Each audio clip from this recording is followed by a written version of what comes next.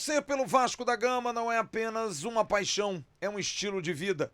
E para aguentar essa emoção do começo ao fim, seu corpo precisa estar preparado. E é aí que entra o Alegrevit, da DNS Vital.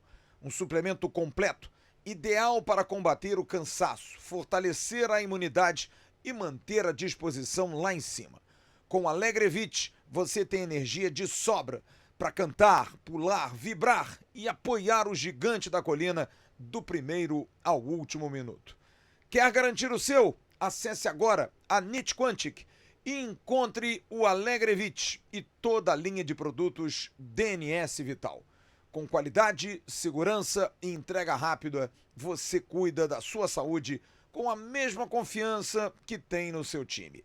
Alegrevit e NIT Quantic, energia e saúde para quem torce como um verdadeiro vascaíno. Ligue 021 973010885, visite o site nitquantic.com.br ou então visite a loja em Niterói, Caraí, na rua Ator Paulo Gustavo, 426, sala 601. NIT Quantic, a frequência da sua saúde. Salve, torcedor vascaíno. Bom dia. É um prazer estar com você por aqui nesta terça-feira pela manhã. Uma terça-feira que o Vasco entra em campo e a gente espera que o torcedor vascaíno possa ter alegria. Se o Vasco dentro de campo tem dificuldade para trazer alegria para o seu torcedor, então a NIT Quantic traz para você o Alegrevit.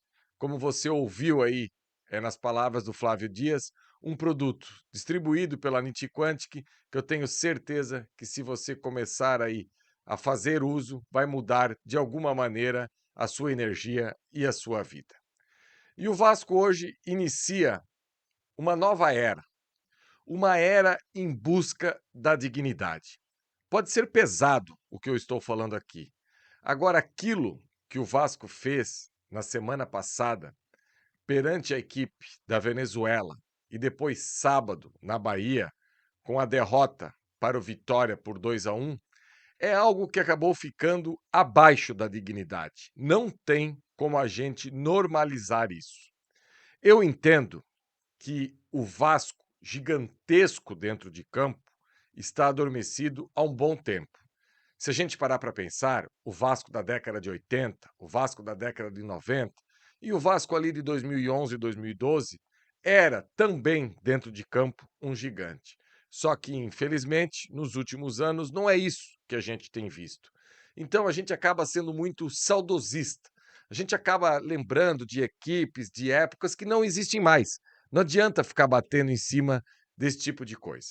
Só que aquilo que o Vasco apresentou na última semana, na minha humilde opinião, ficou abaixo da dignidade. Se a gente parar para pensar no último sábado, você ganhando o jogo com um jogador a mais, com uma equipe tão fragilizada como a equipe do Vitória, e mesmo assim o Vitória partir para cima do Vasco nos últimos 10 minutos, e assim, quem estava assistindo o jogo tinha essa noção que o Vasco iria sofrer a virada. Tanto é verdade que um pouquinho antes de sair o gol, teve aquela oportunidade do Gustavo Mosquito, que chutou na trave depois que o Léo Jardim solta a bola.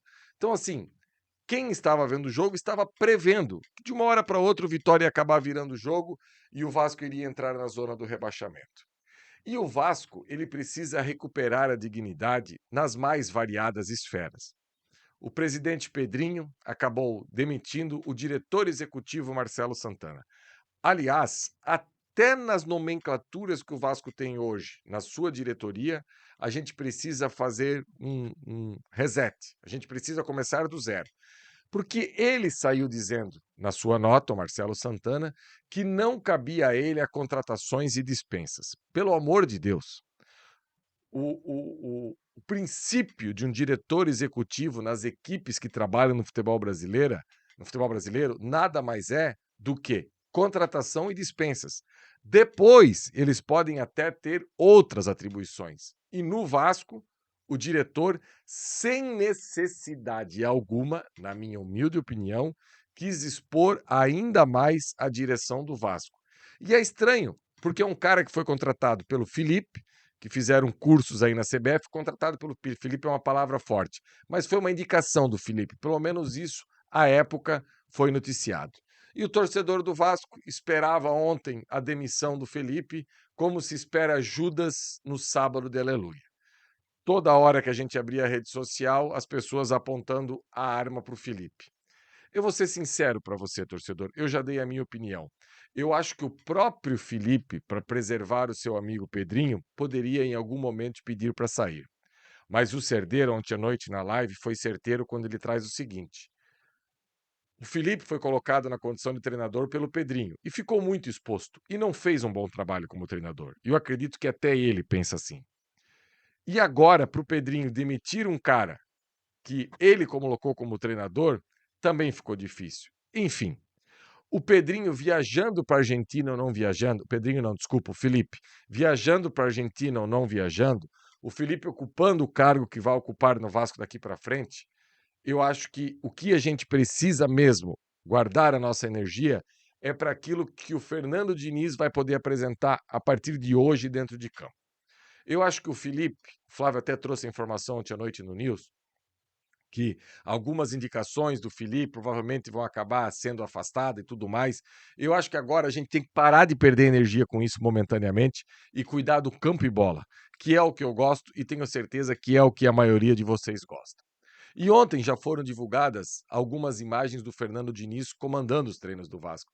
E eu acho engraçado, porque quando você ouve os áudios nas redes sociais ou quando você vê os depoimentos da torcida, o torcedor acha que o Fernando Diniz é só vamos correr, vamos chegar, eu vou te matar, eu vou te pegar, seu perninha, seu não sei o quê, como se não tivesse estímulo, como se não tivesse trabalho técnico, como se não tivesse trabalho tático.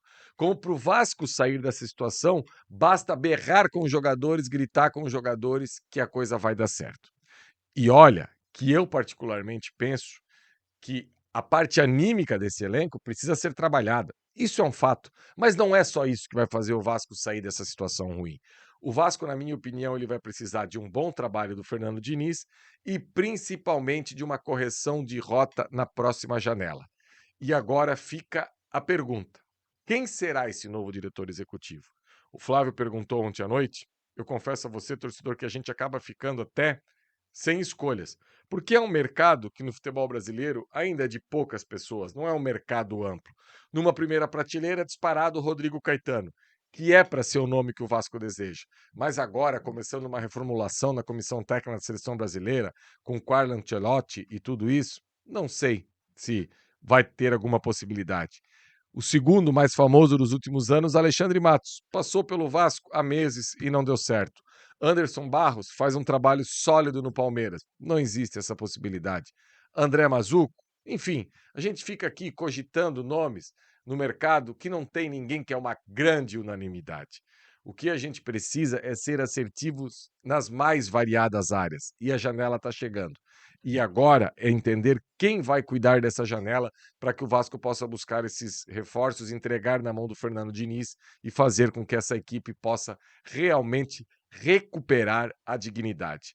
Porque, olha, o que eu escutei dos torcedores do Vasco andando pelas ruas nesses últimos 2, 3 dias foi horrível. Ontem mesmo fui buscar minha mãe na igreja.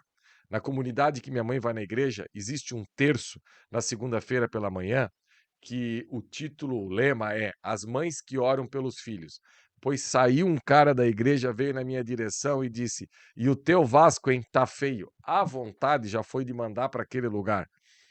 Respirei e disse: É, tá feio mesmo. Não tem muito o que falar, e engoli a seco e segue o jogo. Então, essa dignidade a gente precisa recuperar. Para ontem. Não dá mais para deixar passar. E eu acho que nas mãos do Diniz a gente está bem entregue. Se você for lá nas minhas redes sociais, o @JeanFaísca1. Aliás, você que está me dando essa moral aqui, me dá aquela moral no Instagram, no Twitter, no X, @JeanFaísca1. Eu sempre coloco lá meus pensamentos sobre futebol. Lá em 2019, 2020, 2021, você vai poder observar vários comentários que eu fiz em relação ao Fernando Diniz. Eu acho o Fernando Diniz da mais alta prateleira. E se ele tiver a possibilidade de implantar o que ele pensa de bola nessa equipe do Vasco, eu acho que a gente tem um caminho, pelo menos, para poder. E eu volto a bater nessa tecla, porque é o título do Acorda de hoje e é isso que a gente precisa. A gente precisa recuperar a dignidade. Beleza, torcedor vascaíno? Gostou dessa resenha minha de hoje? Deixa o like, por favor, senta o dedão no like, compartilha nas suas redes sociais.